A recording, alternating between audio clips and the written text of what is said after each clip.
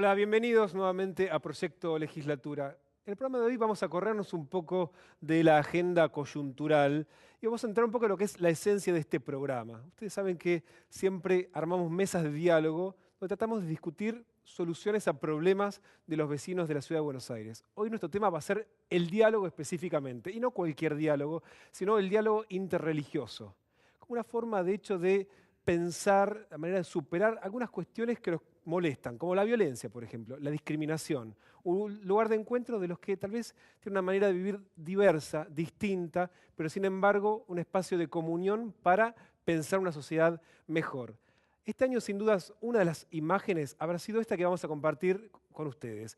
El Papa Francisco junto a dos líderes, uno musulmán y uno judío, frente al Muro de los Lamentos, rezando juntos por la paz en Medio Oriente. Eso es diálogo interreligioso pensando en un mundo mejor. Ahora, cerca nuestro, en la Ciudad de Buenos Aires, hay un grupo amplio de jóvenes de diversas religiones que de hecho se han reunido para tratar de construir una sociedad más integrada, más igualitaria, donde la diversidad sea una manera de convivir. Y hoy nos visitan algunos de ellos, vamos a tener un programa distinto, tal vez un poco desordenado, pero es el sentido de poder reunirnos con más gente. A ver, vamos a empezar a presentarnos de a uno. Primero, gracias a todos por haber venido. Gracias a ustedes. Empezamos con Elena. Se presenta Elena, después se presenta cada uno de ellos y cuenta quién es. Bueno, soy Elena López Ruf, trabajo en la Dirección General de Cultos del Gobierno de la Ciudad como una de las coordinadoras de la Red Interreligiosa de Jóvenes. Tengo 26 años y soy abogada. Abogada. Bueno, yo me llamo Lucas, soy integrante de la comunidad judía, participo en la red desde hace un tiempo. Bueno, me parece súper rico y súper enriquecedor esto para mi propia vida, estar participando de la red.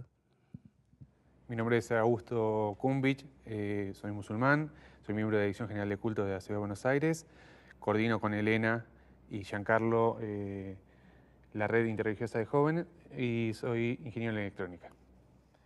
Bueno, muchas gracias por la invitación. Mi nombre es Alex Strauss, soy licenciado en Estudios Internacionales, tengo 26 años, pertenezco a la comunidad judía y represento dentro de la red a la Beni Brit Argentina como uno de los integrantes de esta red. Soy Estefanía Flores, soy presbiteriana de la Iglesia Presbiteriana San Andrés, participo en la red desde hace un año aproximadamente, estudiante de letras y tengo 24 años.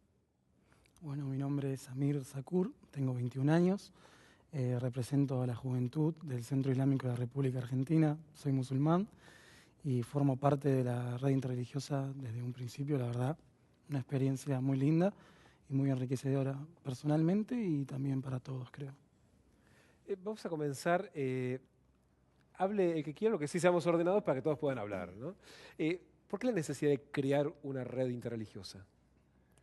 Bueno, desde los fines del 2012, en realidad es un proyecto que se empezó a generar dentro del marco de la Dirección General de Cultos.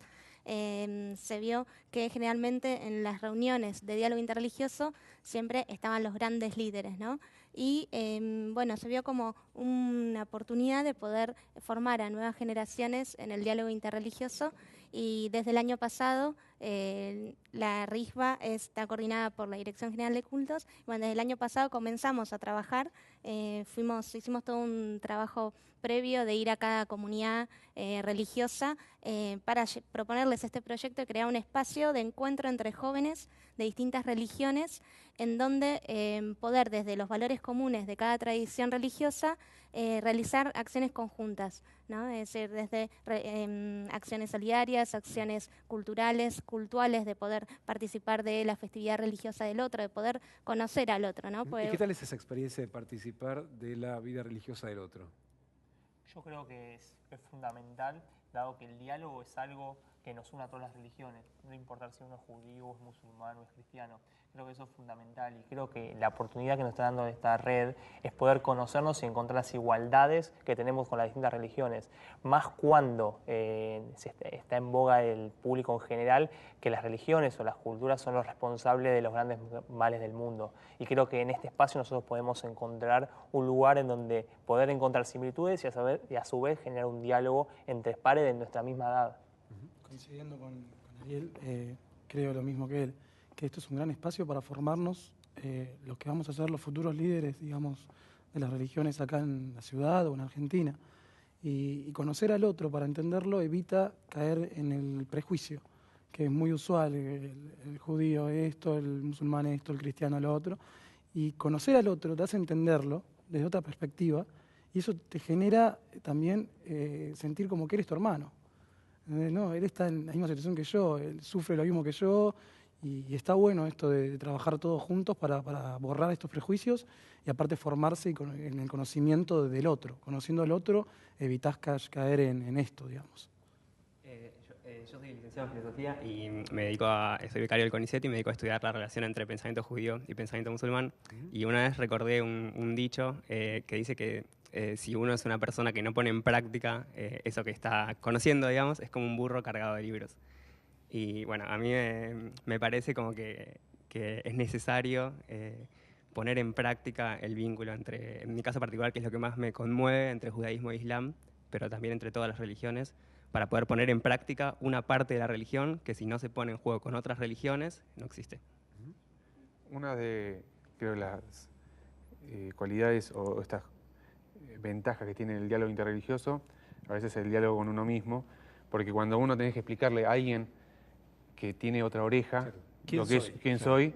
Empezás a aprender realmente quién sos vos.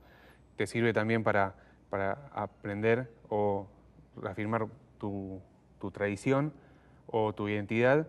Y también, si uno acepta, empieza a conocer, a hacer un trabajo para alguien de creencia diferente, también empezás a pulir lo que sucede a esas puertas adentro de cada tradición, con los diferentes pensamientos de la comunidad islámica, con los diferentes pensamientos de la comunidad judía y cristiana. Por ejemplo, en este caso está Elena, que es católica, y Estefanía, que es de la iglesia presbiteriana. Entre ellos deben tener muchas cosas para decir. La diversidad de lo diverso, digamos. Exactamente. Claro. Entonces, se generan diálogos intracomunitarios, ¿no? Dentro de la red, porque cada uno después pertenece a su propia, por ejemplo, en el caso del cristianismo hay chicos también son cristianos ortodoxos o cristianos bautistas, entonces se generan también diálogos intracomunitarios muy interesantes. En un principio llegamos a la Dirección General de Cultos, éramos personas reunidas en una mesa, no sabíamos quién teníamos al lado, y de repente fuimos hablando, fuimos conociéndonos y nos dimos cuenta de que era un espacio neutral,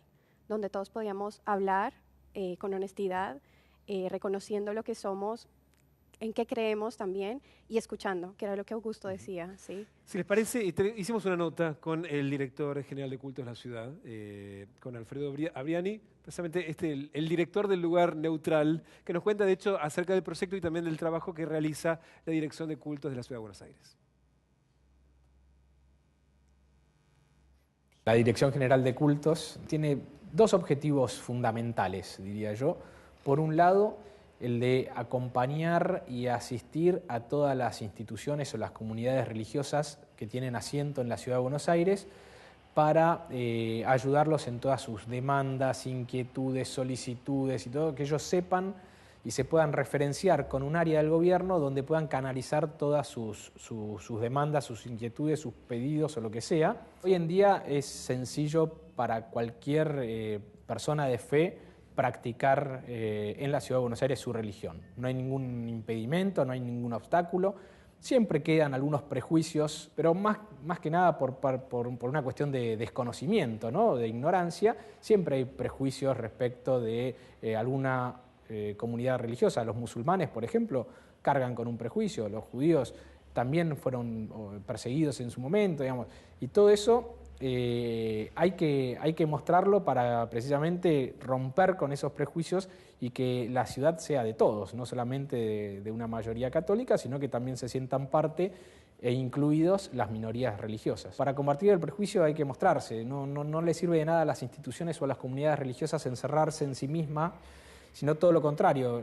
Yo creo que la mejor estrategia para las comunidades religiosas es abrirse y mostrarse y para que la gente vea que no hay nada raro atrás de todo eso. Este programa, que se llama Visitas Guiadas a Lugares de Cultos, es un programa que nace en el año 2009 con la intención precisamente de mostrar la diversidad religiosa en la Ciudad de Buenos Aires y consiste en ir a visitar distintas comunidades, de cualquier tipo, distintas comunidades, distintos templos.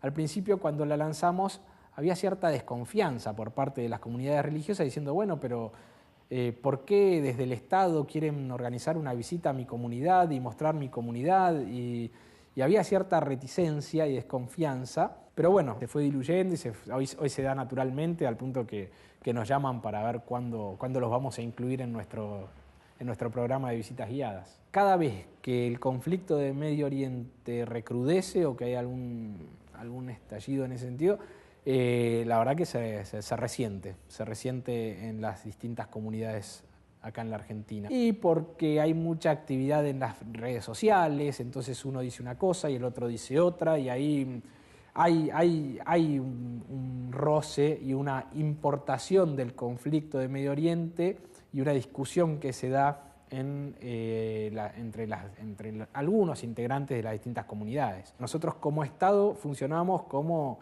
nexo entre la institución o la comunidad y los vecinos que quieren aprender, y ellos también quieren mostrarlo. A veces no encuentran la forma de darse a conocer o de abrirse. Nosotros estamos un poco también para cumplir esa función desde la Dirección de Cultos. Ahí desde el proyecto, desde el Gobierno de la Ciudad de Buenos Aires. Ahora, ¿cómo vivieron en cada una de las comunidades esta apertura que propuso el Gobierno de la Ciudad desde la Dirección para mostrar lo que muchas veces no se ve? Bueno, yo creo que las instituciones y las iglesias, sinagogas, mezquitas, todos vieron como una gran oportunidad para abrirse a lo que es la sociedad en sí. O sea, es muy difícil para un culto abrirse o invitar a los demás a participar o a conocer. Ahora, ¿pero fue automático hasta cuando los vinieron a invitar, decir, bueno, está bien, abrimos las puertas? Yo creo que fue voluntario, y mucho lo voluntario hace que esta pertenencia, intentar hacer parte en esta red, hace que sea mucho más rico el valor de pertenecer a la red. A mí me pasó particularmente cuando estuvimos en la actividad Oremos por la Paz y en la actividad del Iftar. Yo particularmente nunca había estado en Iftar siendo judío, y para mí representa una apertura. En una mezquita. En una mezquita, me pareció una apertura impresionante y fue, creo que, de las actividades que más me fue enriquecido por lo que representó eso, porque el judaísmo siempre está esa idea del musulmán contra el judío, y muchas veces no es el musulmán contra el judío, son las personas, es la política la que genera eso y no la religión. Pues sí, que tiene que ser un lugar de encuentro y no precisamente de violencia. Creo que en la red estamos siempre con los judíos, los musulmanes charlando y buscando puntos de encuentro porque... Pero eso es muy interesante, ¿no? Además, más aún en este año, donde recién lo decía Abriani, digamos, la discusión acerca de la guerra entre Israel y Gaza este año hizo que el debate sea más difícil, ¿no? Sí. Tal vez el diálogo más complicado. En el momento más crudo del conflicto, nosotros estamos reunidos hablando qué hacer para desde Argentina y poniendo como punto que acá no íbamos a poder mejorar la situación del conflicto, ¿qué podemos hacer nosotros, siendo jóvenes, tanto judíos, musulmanes como cristianos en diferentes variedades? ¿Qué podemos hacer para, aunque sea desde Argentina, poder aportar algo a la causa? Ariel, tenemos que hacer una tanda, cuando volvemos nos cuentan y qué hicieron. Y después queda un tema interesante acerca de los prejuicios y cómo eso también, de hecho, cómo la red puede ayudar a superar esa violencia que tiene que ver con el prejuicio. ¿Les parece? Hacemos una primera tanda de Proyecto Legislatura y ya venimos.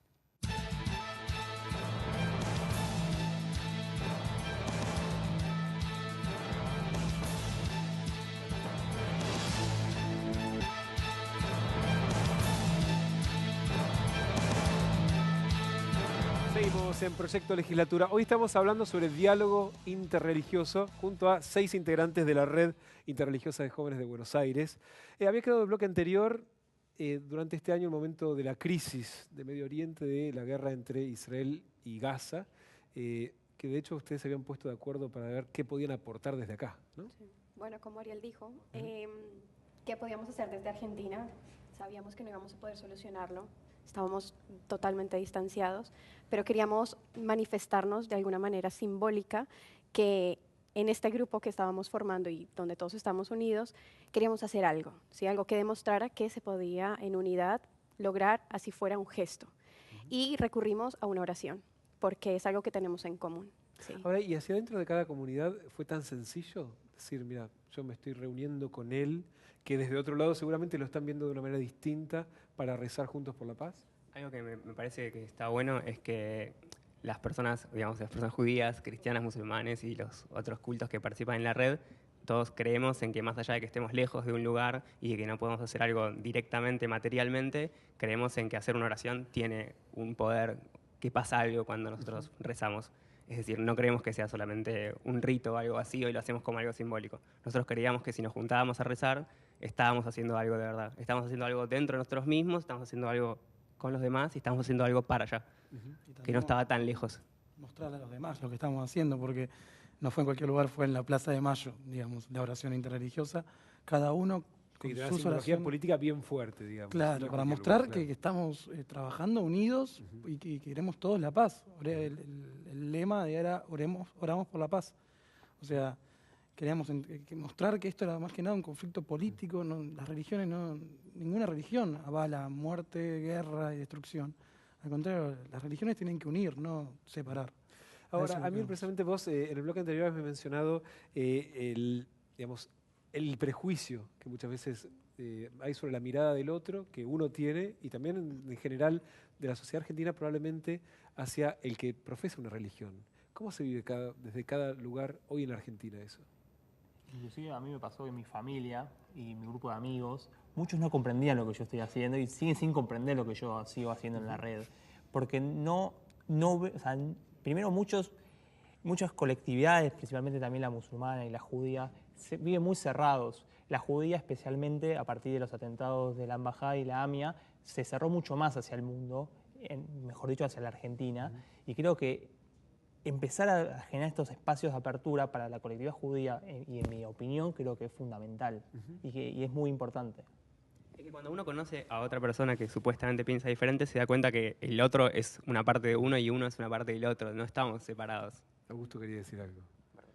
No quería agotar nada, estaba muy atento a lo que estaban diciendo. No, pero esto de tratar de superar los prejuicios. Yo lo que podía agregar a lo que vos decías con la parte de los prejuicios a la religiosidad, un poco la bajada de los jóvenes que intentamos darle con la RISBA, es eso, digamos, que los jóvenes se sientan orgullosos de ser parte de una comunidad religiosa y tener algo que disfruten, que pasan gran parte de su vida, o su vida se trasciende por algo religioso. Y compartir eso y que sea algo de los jóvenes es más loable. A veces uno siempre pone, cuando piensan en alguien religioso o se juntan a rezar, piensan en dos ancianitos, o cuando seas Sí, que mayor. pasa una actividad mucho más cercana. Exactamente. Y los jóvenes realmente tienen esa fuerza, y los grandes líderes religiosos o gente que han hecho unas revoluciones de pensamiento en lo religioso han sido jóvenes. Entonces, por ese medio está bueno incentivar a los jóvenes a perder ese prurito a lo religioso. Creo que a veces suena raro cuando uno dice, bueno, el domingo que haces, y bueno, yo voy a misa y después, y generalmente, no sé, me imagino en los colegios, no debe ser algo común. O si alguien lo dice, bueno, pero a veces lo tildan de religioso. Bueno, es que de hecho la sociedad argentina es una sociedad que se asume laica, ¿no? Sí. Entonces hay, digamos, más allá de los prejuicios que dentro de cada comunidad religiosa hay sobre el otro, también sobre la comunidad laica, sobre aquel que tiene fe, digamos, no está del todo bien visto, ¿no? Hay un prejuicio, un rechazo a que vos crees en Dios, ¿no? Es como que antes eras raro si no creías en Dios, y hoy en día sos raro si crees en Dios. Como que se volteó todo las ideas en sí. Y la verdad que nosotros estamos muy orgullosos, creo todos, de pertenecer a nuestras instituciones religiosas. Todos creo que trabajamos en respectivas juventudes o trabajando para nuestra religión, y a la vez nos unimos para trabajar por el bien común, que eso es lo más importante. Por ejemplo, no sé, de la Juventud Islámica el otro día hicimos una campaña en contra de lo que está pasando ahora con el ISIS, el Estado de Irak y Levante. Dijimos, nosotros no apoyamos esto, al contrario, somos los primeros en repudiarlo. Claro. Y creo que eso porque está si no, bueno. automáticamente se transforma, ¿no? Son todos lo mismo. Claro, ¿no? Y tratar de este punto, tanto individual como en grupo, tratar de decir, no, el judío no hizo esto, el musulmán no hizo esto, el cristiano tampoco está de acuerdo con esto, y tratar de defendernos entre nosotros, porque todos buscamos la paz, creo. Y estas cosas son atentados a la paz. Sobre esto que estaba planteando Amir, nosotros hablamos con el vicepresidente del Centro Islámico de la Argentina, Aníbal Bashir Bakin, precisamente sobre los prejuicios que hay en la Argentina a las religiones en general, pero en particular al musulmán. En la Argentina se adora a Dios de la misma manera que se adora en cualquier parte del mundo. Desde ya los argentinos musulmanes podemos decirnos que somos los musulmanes de Occidente y el Islam respeta las costumbres de todas las culturas y todas las diversidades. El Corán dice que Dios odia a los agresores, no los ama. Por lo tanto, si nosotros como musulmanes pretendemos la complacencia de Dios, no podemos dedicarnos a agredir a nadie. Sí, el Islam nos insta a la defensa de la familia, a la defensa de la patria, a la defensa de los derechos que tenemos nosotros para poder vivir en cualquier sociedad. Desde el momento que alguien dijo de que ahora cayó el comunismo y el enemigo pasó a ser el Islam, nosotros notamos que la religión islámica es usada para poder, digamos, distraer cuáles son los verdaderos intereses de ciertas potencias y de ciertos poderes en el mundo. Cada vez que hay algún ataque de los medios, lo que recibimos es solidaridad y le puedo decir hasta indignación de nuestros hermanos que sean cristianos, judíos o de otras religiones, protestantes, que también son cristianos, pero sinceramente nosotros no nos afecta todo ese tipo de lo que dicen los medios, desde ya nos molesta, porque cuando alguien miente, provoca molestia en los otros. Y de alguna manera quieren empujar a la opinión pública que tengan una visión equivocada sobre el Islam. Realmente estos mensajes no aportan a la convivencia pacífica de nuestra Argentina y en otras partes del mundo también los hay. Desde ya hay intereses de todo tipo de índole, digamos, para que haya una opinión contra el Islam. Pero la verdad es que cuando la gente convive con los musulmanes y conoce nuestros principios y nuestras creencias, se dan cuenta que nuestra práctica y nuestras creencias están muy lejos de lo que quieren inducir algunos medios. Hoy que alguien diga que es cristiano, que es judío, que es budista, que es musulmán, yo creo que hoy la calle no se asusta y es lo más normal y estamos... es más, nosotros, la comunidad islámica, tiene una presencia, digamos, desde el nacimiento de la patria, ¿no? Si bien no hemos, digamos, estado en los momentos donde hemos establecido las cosas más importantes de la formación de la patria, pero siempre ha habido una permanente presencia. Nosotros no tenemos, antes de acusar a alguien que nos está discriminando, siempre, digamos, tenemos la tendencia a pensar de que por falta de información o, bueno, de conocimiento. Algunos sectores, vuelvo a reiterar, de que, digamos, pertenecen a ciertos grupos culturales o llamémoslos religiosos, que sí ejercieron la discriminación, pero no es una cuestión cotidiana, son cuestiones muy puntuales y, digamos así, distanciadas en el tiempo. Islam quiere decir, en árabe, paz y sumisión a la voluntad divina. Buenos Aires es una ciudad muy abierta, no solamente para el Islam, sino para cualquier otra religión. Y cómo se vive la discriminación desde el Islam en la ciudad de Buenos Aires. Ahora, Estefanía, ¿el presbiteriano también padece discriminación y violencia en la Argentina? No tanto, pero sí de mucho desconocimiento. Me pasó que cuando llegué, ¿tú qué eres? Presbiteriana.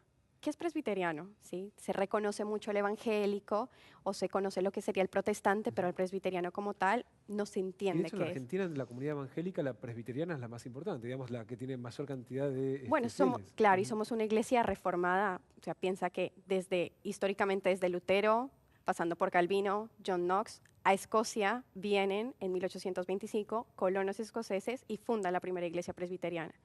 1825. Ahora es una iglesia argentina que recibe incluso a una colombiana dentro de su comunidad. Y nada, como somos presbiterianos, creemos en muchas cosas, tenemos una teología muy similar a la católica o a la evangélica, pero hay diferencias que eso es lo que por lo general discutimos o charlamos en la mesa de la RIJPA. Y ahora, ¿cuáles son, digamos, los prejuicios que más habitualmente hay acerca del presbiteriano? Siempre un tema es los santos, si veneramos a los santos o cómo es el momento de la Santa Cena, de la Eucaristía o cuál es nuestro pensamiento con respecto a la Virgen María, ¿sí? Como que son los temas centrales que cuando nos encontramos con algún católico o incluso judío o musulmán quieren conocer porque, bueno, en realidad esos pequeños datos son los que generan como una diferencia entre una y otra religión.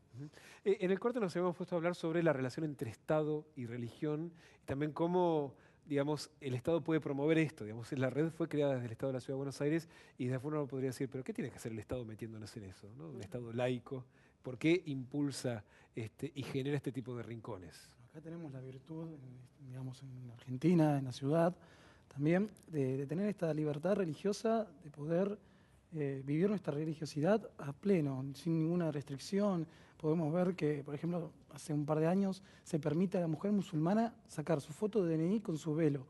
O mismo podemos, muchas cosas ¿Pero que eso quizás... no se podía hacer? No, no se podía Estaba hacer. obligada a descubrirse. A descubrirse. Y hoy en día tiene digamos, su religión le dice que tiene que usar el velo y no tiene por qué descubrirse. Bueno, la ley hoy en día ampara a la mujer musulmana que quiere sacar su foto con el velo. Lo mismo creo que pasa con la diferencia en otras partes del mundo, como estaban diciendo recién, que en muchos lugares de Europa se está prohibiendo la producción de carne kosher, la venta, o la prohibición de la construcción de minaretes, que son las torres de las mezquitas, o mucha persecución religiosa en los países que suponen que son las grandes potencias del mundo. Sin ir muy lejos, me pasó dando un congreso también de diálogo interreligioso entre jóvenes de Latinoamérica, hablando con chicos uruguayos sobre esta cuestión, no podían creer que dentro del marco del Estado se generen en ciertos espacios de diálogo interreligioso. No creían que era necesario porque eso creen que disminuye lo laico, si uno quiere llamarlo, del Estado. Yo creo que, en mi opinión, que se haga dentro del Estado genera un marco de neutralidad que impide que las diferencias se observen y se genere un verdadero diálogo, una verdadera posibilidad de hablar entre pares, y en este caso entre jóvenes, que es lo más importante. Hay otros cultos que hoy no están acá, pero que sí están representados en el espacio. Sí. ¿Cómo les va con ellos, digamos? Porque parece, ahora son las tres grandes religiones las que están sentadas acá. Los otros, digamos, ¿cómo se llevan, por ejemplo, con un budista, con un banda, digamos, que de hecho en la ciudad de Buenos Aires hay Mormones. muchísimos. Están los mormones también, sí. Y la verdad que, como decía Alfredo en la nota que habían pasado antes, esto de por qué el Estado promueve estas actividades es para mostrar esta diversidad cultural y religiosa de la ciudad. ¿Y qué sucede con estos, si querés, minorías religiosas? Es que quieren participar. Nos preguntan cuándo estamos llevando el proyecto de la red puerta a puerta, templo a templo, y a veces tardamos en llegar a tal o cual comunidad. Entonces, todos quieren participar. En el caso de los mormones nos ha abierto su puerta a su iglesia, han participado los chicos, lo mismo que los budistas, y en este caso religiones africanistas también han participado. Y está esa necesidad de darse a conocer, que es un poco lo que sucede en la mayoría de las tradiciones. Claro, fundamentalmente eso, para terminar con el prejuicio y el desconocimiento. Es si vos no te contás quién sos, es difícil que se pueda terminar con eso, ¿no? Y perdón que te interrumpí, es darse a conocer y conocer a los demás, porque a veces lo que también mueve es, bueno, qué tiene o de qué se trata el budismo, que muchos no lo saben, o hinduismo, o las religiones africanistas, entonces la cuestión es bilateral.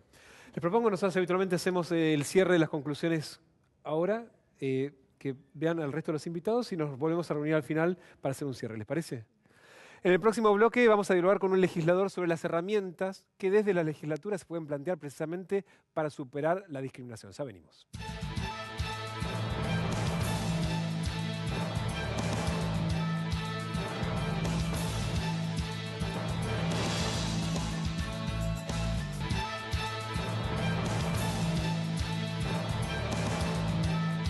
Seguimos en Proyecto Legislatura. Hoy estamos hablando de diálogo interreligioso, pero también de discriminación. Estamos junto al legislador Daniel Lipovetsky. Gracias, Daniel, por venir. No, gracias a ustedes. ¿Cómo estás? Muy bien. Presidente de la Comisión de Derechos Humanos de la legislatura. Vice, en realidad. Vicepresidente. Vice. En el bloque anterior hablamos con jóvenes de la red de diálogo interreligioso, entre otras cosas sobre precisamente la violencia vinculada a la discriminación. ¿Qué herramientas se pueden construir desde el Estado y ahora desde tu lugar, desde la legislatura, precisamente para erradicar esa forma de violencia? Bueno, hay muchas, ¿no? Primero, decisión política. Tiene que haber justamente trabajar para eso. Me parece que todo el concepto de derechos humanos es un tema muy importante y que en la Argentina generalmente se lo suele emparentar vinculado solamente con el tema de la memoria, que es una parte, un componente muy fundamental por la historia de nuestro país, de los crímenes cometidos por la última dictadura militar, pero también están los derechos humanos de segunda generación, que justamente unos temas a trabajar es justamente la problemática de la discriminación, Y desde ahí me parece que tanto desde un gobierno como desde de un poder ejecutivo como el poder legislativo hay que tomar una decisión política de justamente trabajar en pos de fomentar y trabajar por esos derechos y justamente tratar de eliminar cualquier elemento vinculado con la discriminación. Del punto de vista jurídico, bueno, la Argentina tiene un desarrollo enorme y la Ciudad de Buenos Aires también en cuanto a esto.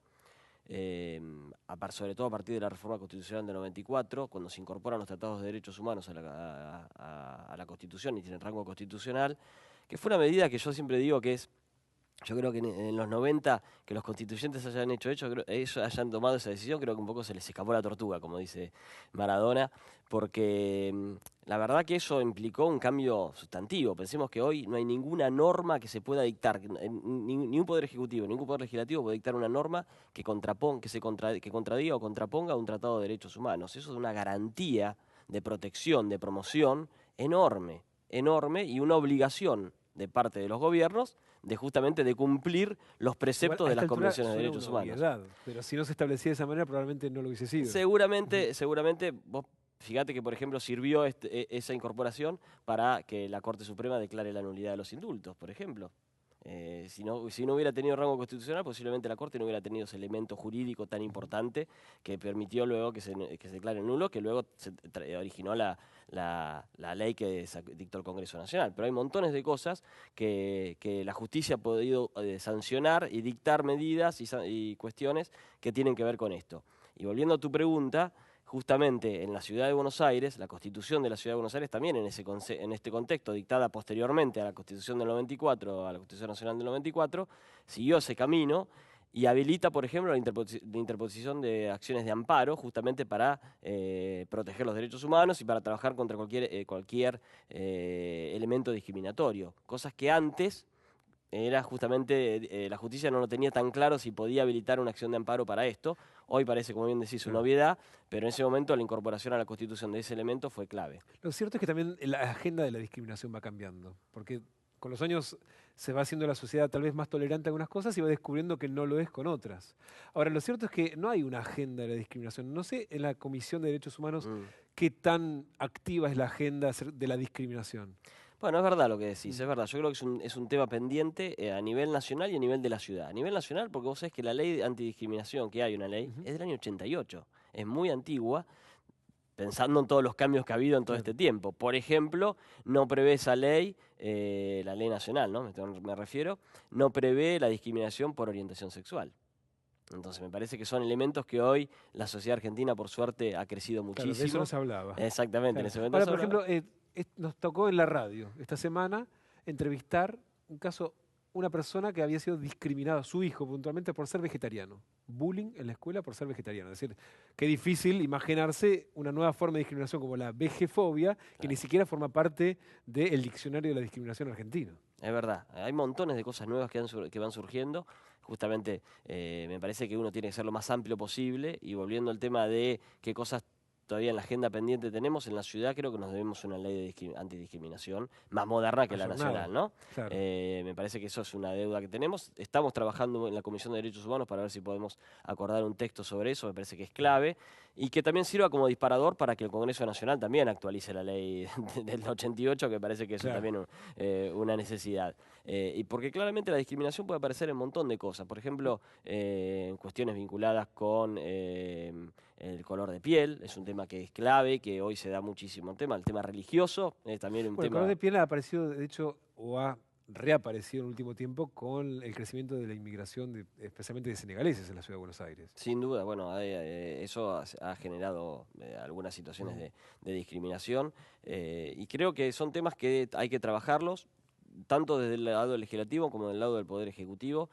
Pero me parece que la clave de todo esto es trabajar con la educación, ¿no? Me parece que si no se trabaja el tema de educación con los chicos, no vamos a poder crecer como sociedad como quisiéramos, en una sociedad donde realmente no haya elementos de discriminación. Porque esto que contabas vos del nene vegetariano, del chico vegetariano, bueno, en las escuelas se dan muchas situaciones de bullying y de discriminación entre los chicos, no solamente por cuestiones de la comida, sino también justamente por el aspecto físico. Y estos temas me parece que hay que seguir trabajándolos para que realmente cada vez haya menos casos y en un momento no tengamos más, ¿no? Que ese me parece ser el objetivo. Hay un tema que surgió entre los jóvenes, y que tuvo que ver con el recrudecimiento de la violencia en Medio Oriente, como en la Argentina, de hecho, desde algunos sectores políticos, trataron de vincularlo, digamos, la violencia digamos, al Estado de Israel y como una cosa antijudía también ha surgido, de hecho que surgió, digamos, bastante preocupación dentro de algunas comunidades judías. Hay también desde, digamos, desde el Estado que se puede, digamos, aportar a la, digamos, a la interpretación de lo que ocurre, para que estas cosas, digamos, no se extiendan. Sí, claro, bueno, yo creo que en el caso, claro, en el caso de la guerra que está ocurriendo y que sobre todo en los últimos días o meses, me parece que también uno cuando ocupa un cargo público y sobre todo cuando uno es presidente o jefe de gobierno tiene ciertas responsabilidades. La verdad que algunas declaraciones que hizo incluso nuestra presidenta, sobre todo la que dio en Nueva York hace unos días, me parece que son peligrosas que habilitan luego a que haya situaciones a veces vinculadas con la discriminación, ¿no? Sobre todo cuando cuestionó a las organizaciones de la colectividad judía, habló del tema de la AMIA, diciendo, yo creo que una provocación, diciendo que ha sido el gobierno de Néstor Kirchner el que más se hizo por la investigación de la AMIA, cuando a su vez firmó este memorándum vergonzoso que se firmó con Irán y que ni siquiera ha entrado en vigencia y fue declarado inconstitucional por la justicia. Pero además lo hizo en el día previo al Año Nuevo, al Rosh Hashanah, con lo cual realmente ese tipo de cosas, creo que una presidenta, cuando uno tiene un cargo público, tiene que ser muy cuidadoso porque habilita luego a provocaciones como las que hubo, amenazas de bomba la semana, esto creo que ayer o anteayer en Hebraica, cosas que realmente tienen que ver con un clima que se genera desde las conducciones políticas y que luego se transforman en que alienados mentales como estos pueden generar estas situaciones como la que pasó con la amenaza de bomba en Hebraica, ¿no? Ahora, desde tu lugar de dirigente político, digamos, eso por un lado, pero por otro lado, hoy en Argentina tiene un peso, digamos, inédito, la figura obviamente de un papa de origen argentino, que precisamente promueve el diálogo interreligioso. La foto del papa ante el Muro de los Lamentos con un líder judío y un líder musulmán, digamos, que dio la vuelta al mundo, también habla de otra cosa, pero de todos modos todos después circulan por digamos, la oficina del Papa para sacarse la foto. Sí, claro. Bueno, es grandioso. La verdad que uno todavía creo que ni siquiera hemos tenido conciencia de lo que significa. De a poquito nos vamos dando cuenta, ¿no? Tener un Papa como Bergoglio y que sea argentino, y realmente es una cosa muy importante, es un hecho muy importante. Y me parece que todos los mensajes que viene llevando el Papa desde hace mucho tiempo, desde que asumió el Papa Francisco, me parece que ayudan en este contexto. Ahora, también nosotros tenemos que ayudarlo al Papa, digamos, él puede mandar mensajes que sirvan, pero si después desde los gobiernos se transmite otras cosas y se habla de que el enemigo, que el adversario es un enemigo y se genera violencia y se transmiten situaciones realmente, cuando se aprueba una ley en el Congreso, se llena de tribunas donde a cada discurso de un diputado opositor se le grita desde la tribuna de una manera agresiva. Y son cosas que la verdad que habilitan a que después haya situaciones de violencia en la sociedad que no son buenas. Y me parece que nosotros, nuestra responsabilidad siempre es doble, ¿no? Tenemos un Papa argentino que está promoviendo justamente el diálogo y la no discriminación y la unión entre los diferentes credos, y a su vez nosotros desde aquí, desde los poderes públicos, estamos generando situaciones de violencia. La verdad que es contradictorio, deberíamos cambiar eso. Para cerrar nos quedan unos segunditos nada más. Volviendo a la comisión de la legislatura, ¿vos qué crees que, digamos, de las cosas que han debatido, leyes que han sancionado, decís, bueno, acá hemos contribuido en este sentido a la tolerancia, al diálogo? Bueno, hay muchas, qué sé yo. A ver, yo creo que, voy a hablar más en particular de las cuestiones que me tocan a mí. Me parece que una de las cosas que hemos hecho en la legislatura, en la Comisión de Derechos Humanos, es reconocer como profesional destacada de los derechos humanos a varios sobrevivientes del Holocausto, de la Shoah. Me parece que son cuestiones que uno lo hace no solamente por haber sido un sobreviviente, sino porque son personas que han tenido la valentía de contar lo que pasó para que no vuelvan nunca más a ocurrir los crímenes cometidos por el nazismo. Me parece que este tipo de cosas que uno tiene, que se pueden hacer desde la legislatura y que sirven para reconocer a estas personas e impulsarlas a que sigan trabajando para darle a conocer sobre todo a las generaciones más jóvenes que no vivieron las situaciones como las del nazismo o no vivieron situaciones como las de la última dictadura, me parece que son temas que ayudan mucho a que trabajemos por una sociedad con una plena vigencia de los derechos humanos. Daniel, muchísimas gracias por haber venido. No, gracias a vos. En el próximo bloque, una mirada de la discriminación, del diálogo interreligioso desde la sociología.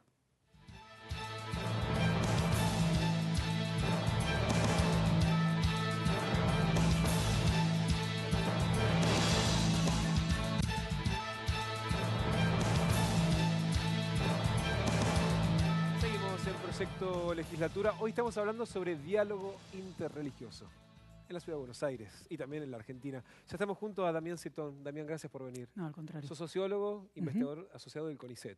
Exactamente. Y del programa Sociedad, Cultura y Religión. Del CEIL. Del CEIL, uno de los centros de estudios dentro del CONICET. Exactamente. ¿Qué tan tolerante es en la sociedad argentina a la interreligiosidad? Bueno, a ver, yo creo que para abordar el tema y no dar una respuesta directa, ¿no? Uno dirá, sí, somos muy tolerantes, poco, nada. Para evitar caer en eso, está bueno tratar de ver cómo se fue configurando culturalmente la idea de la nación y la idea de argentinidad. Pensemos que la Argentina se constituye como nación bajo un mito fundacional, que es el mito de la civilización y la barbarie. Mito vinculado a un proyecto político, social, cultural, educativo de homogeneizar una población. Población que en parte tenía sus habitantes originarios, pero también formada por el aluvión migratorio. ¿Qué supone la civilización y barbarie? Bueno, la civilización significaba ser europeo, blanco, racional, secular, y la barbarie era la otredad interna, aquello que había que eliminar. Era todo lo que se oponía a ese modelo ideal de lo que tenía que ser un argentino.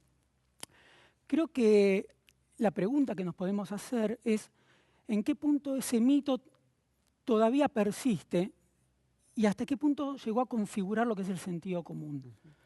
El sentido común que tenemos, la población que tenemos como argentinos, a pesar de los contramitos, es decir, el mito civilización o barbarie fue contrarrestado con contramitos, y uno lo puede ver en la obra, por ejemplo, de grandes pensadores como Jauretche, por ejemplo, por citar a uno. O incluso en las reivindicaciones también de las raíces hispánicas de la Argentina. Pero incluso esos contramitos, en muchos casos, siguieron vinculados a la idea de la homogeneidad. Es decir, de pensar la sociedad argentina como una sociedad homogénea.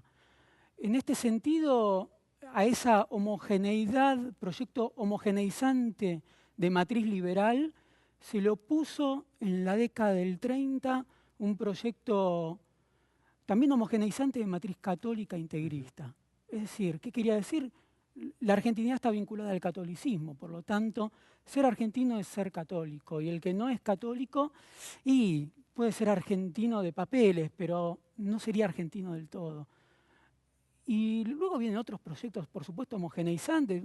Igual ahí para allá en la década del 30, estás hablando de 1930. Sí, sí. Ya ahí había una inmigración no católica en la Argentina bastante difundida. Claro, ¿no? Lo que pasa es que una cosa es pensar que hay una población diversa, ¿no? Y efectivamente la Argentina es una población diversa.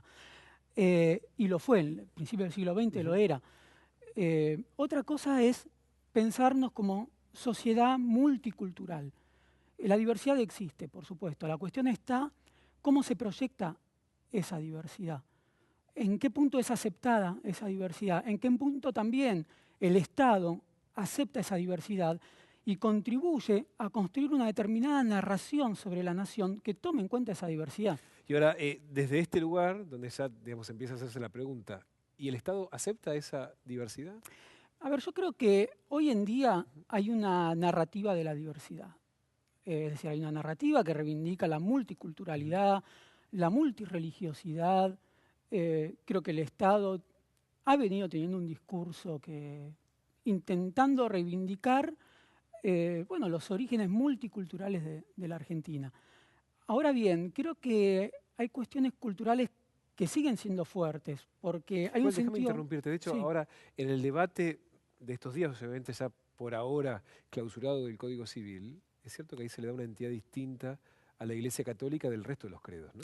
Está bien. Eso tiene hablando que ver, desde la predisposición del Estado por supuesto, a la diversidad y a la pluralidad. La cuestión ahí es, si uno lo que busca es igualar al catolicismo con el resto de los credos, lo cual es bastante complicado en un país que se ha pensado a sí mismo como católico, es decir, desarmar esa imaginería nacional, ese conjunto de representaciones no se hace de un día para el otro.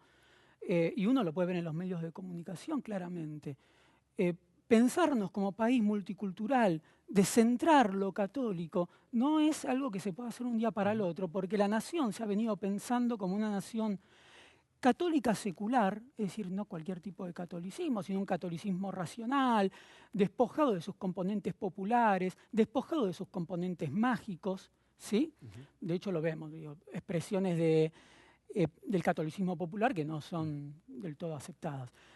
Pensarnos entonces como una nación y despojarnos de todo ese sentido común que se vino construyendo durante tanto tiempo no es algo que se vaya a hacer un día para el otro, y tampoco lo va a hacer una reforma de ningún código, de ninguna ley, ni de nadie. No lo va a hacer el Estado tampoco. Es decir, hay cuestiones que están muy arraigadas y que uno lo ve, por ejemplo, en los medios de comunicación. Digo, claramente, sorprende, por ejemplo, cuando vos tenés un crimen, ¿no? Y el acusado, vos allanás la casa del acusado y encontraste que hay simbología de la religión umbanda. Enseguida vos vas a ver cómo la noticia empieza a configurarse de manera tal de buscar una relación entre el crimen y la práctica religiosa. Claro. Ahora, sí, digamos, no está aceptada las prácticas religiosas afro, digamos, vistas como tales, ¿no? Están vinculadas en el sentido común a cuestiones raras, a cuestiones que quedan por fuera de lo normal. Por eso se la puede vincular con el crimen. Ahora, si vos te metés en la casa del sospechoso y encontraste 30 imágenes de la Virgen de Luján, nunca vas a pretender imaginar que se puede vincular el crimen con la práctica católica. Hay todavía un prejuicio, digamos, depende cuál es la religión, que digamos, lo no católico todavía le pesa, digamos, algunas cosas. Sí, totalmente. Ahora, ¿y eso cómo convive con el diálogo interreligioso? Donde uno se supone que precisamente tiene que estar ahí, digamos, tratar de barrer esas precisamente barreras, ¿no? A ver, el diálogo interreligioso hay que ver desde qué lugar se lo piensa y para qué utilidad tiene. A ver, diálogo interreligioso entre qué religiones, para empezar. Cuando uno piensa, por ejemplo, lo que fue la mesa de diálogo interreligioso, la mesa de diálogo, que tenía un gran componente interreligioso en el año 2001, de que de hecho tuvo una actuación política muy fuerte después de la crisis 2001-2002.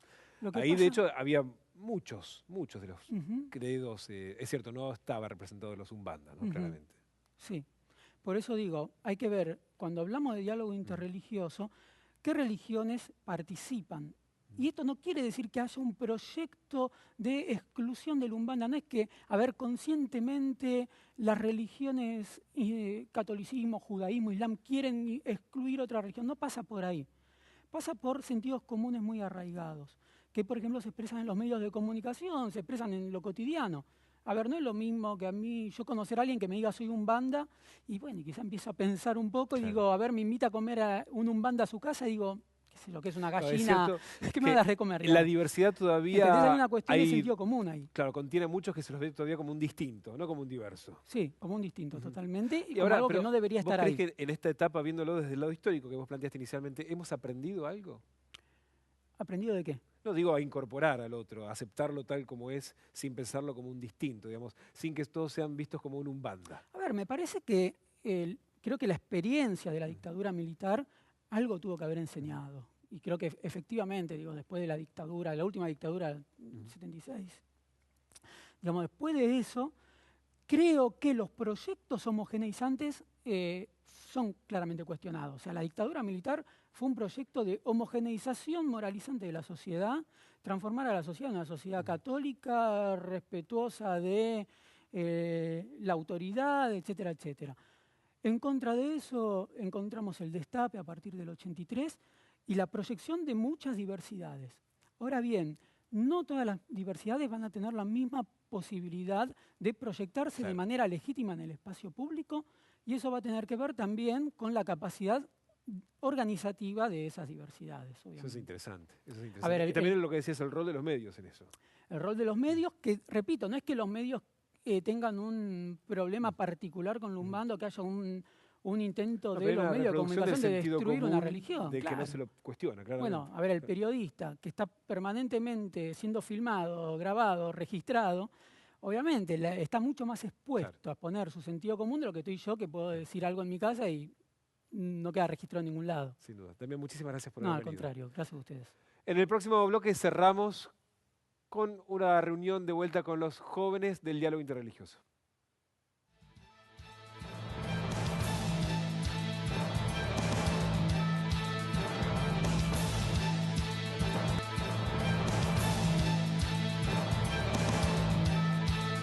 Último bloque de Proyecto Legislatura. Bueno, hemos vuelto a reunir con los jóvenes de la Red Interreligiosa de Buenos Aires para las conclusiones, para el cierre. Así que desde Elena a Amir, 10 segunditos cada uno sobre la importancia del diálogo interreligioso. Creo que el diálogo interreligioso es una herramienta fundamental para la construcción ciudadana y que te hace valorar la riqueza de la religión del otro y la apertura del otro sin miedo, ¿no? Bueno, para mí, yo pienso que las religiones son en sí mismas interreligiosas. Me parece que no es necesario salir de una religión para encontrarse con otra, sino que descubrir a otra religión, descubrir a otra persona concreta que cree y hace cosas, implica conocer más lo que uno quiere hacer y pensar y sentir. Estoy convencido que uno teme lo que no conoce, así que esto es un buen espacio para conocernos. Yo creo que es un espacio para generar nuevos valores y a su vez conocer a la par al otro y poder aprender de eso para poder llegar en algún momento, si se puede, a la paz entre las religiones y las culturas. Es, para mí, y ha sido un lugar de encuentro, de escucha, de respeto y de poder dar. Creo que el diálogo interreligioso es el medio para construir puentes hacia la paz, el entendimiento y el conocimiento, que es lo que más importa, porque sin conocimiento hay ignorancia y en la ignorancia está el prejuicio. Gracias a los 6 por haber venido. Y esperemos que sirva de espacio multiplicador. Nosotros hasta aquí hemos llegado con Proyecto Legislatura. Como siempre los invitamos al programa de los jueves, antes del mediodía, donde anticipamos los temas de debate de la legislatura. Y como siempre los miércoles a las 22 con este programa Proyecto Legislatura. Nos reencontramos en la próxima oportunidad. Chau.